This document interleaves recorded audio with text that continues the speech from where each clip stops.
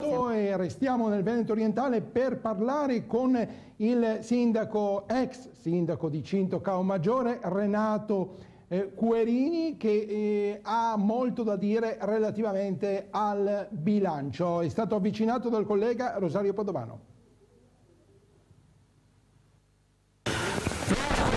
Sindaco di Cinto Caomaggiore, dunque come ci stiamo preparando per questa tornata elettorale? Immagino che lei si ricandida. Sì, intanto come ho già detto in Consiglio Comunale io per il prossimo anno mi ricandido. Niente, io sto vedendo un attimino il bilancio che il commissario ha approvato completamente il bilancio che avevamo presentato noi, per cui non vedo i motivi in cui loro ci sono dimessi anche i miei assessori. L'unica cosa che contesto sull'approvazione del bilancio da parte del commissario è che ha aumentato sulla TARES, non ha rispettato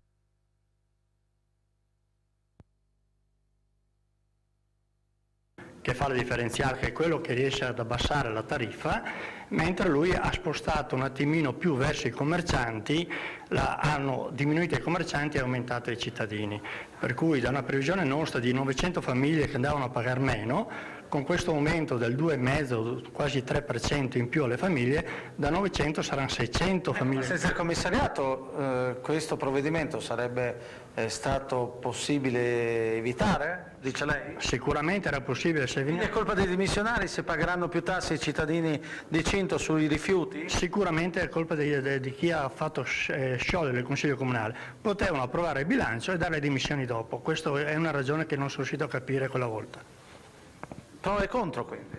Pro e contro. Vedremo. Soprattutto contro. Vedremo alla fine quando il cittadino andrà a votare il prossimo anno.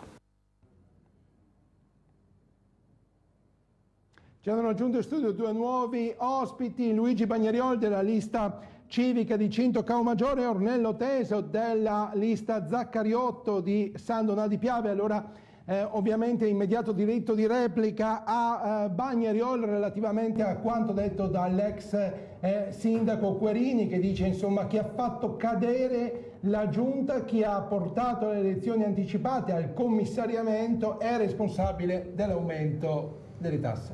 Sì, diciamo che l'arrivo del commissario in un comune è sempre un fatto negativo, però è evidente che se è arrivato il commissario il sindaco non aveva più la maggioranza, quindi il minimo che un sindaco deve avere è quello di saper contare fino a 9 e l'ex sindaco Querini non sapeva contare fino a 9. Quindi se è arrivato il commissario è perché lui non ha tenuto conto mai del Consiglio Comunale, delle commissioni e ha sempre fatto quello che ha voluto. Ma quindi lei non si sente responsabile dell'aumento delle tasse? Tanto l'aumento delle tasse, il commissario ha rimescolato un po' le tariffe favorendo i commercianti, mentre prima si era tenuto conto della legge Ronchi, cioè le tariffe erano proprio con la legge Ronchi, mentre lui ha fatto una valutazione che i commercianti pagavano troppo, come è giusto, ma adesso pagheranno troppo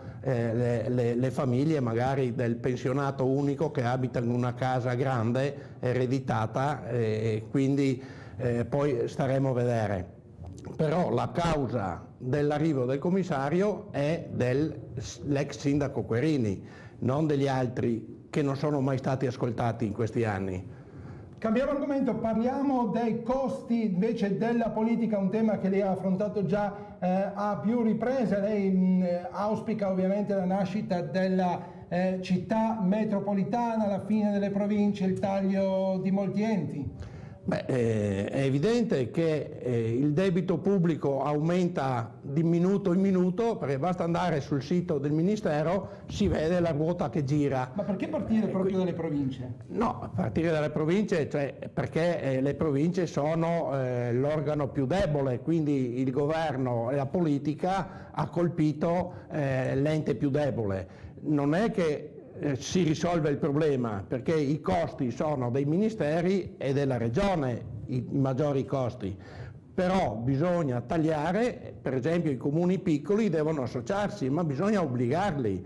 Non si può dire a un comune puoi farlo o non puoi farlo, perché non lo fa nessuno. Si è visto che la legge è stata fatta 5-6 anni fa e non ci sono comuni associati, quelle poche unioni spariscono invece di diminuire gli enti aumentano. Quindi veramente la gente ha ragione a non credere più nella politica. Andiamo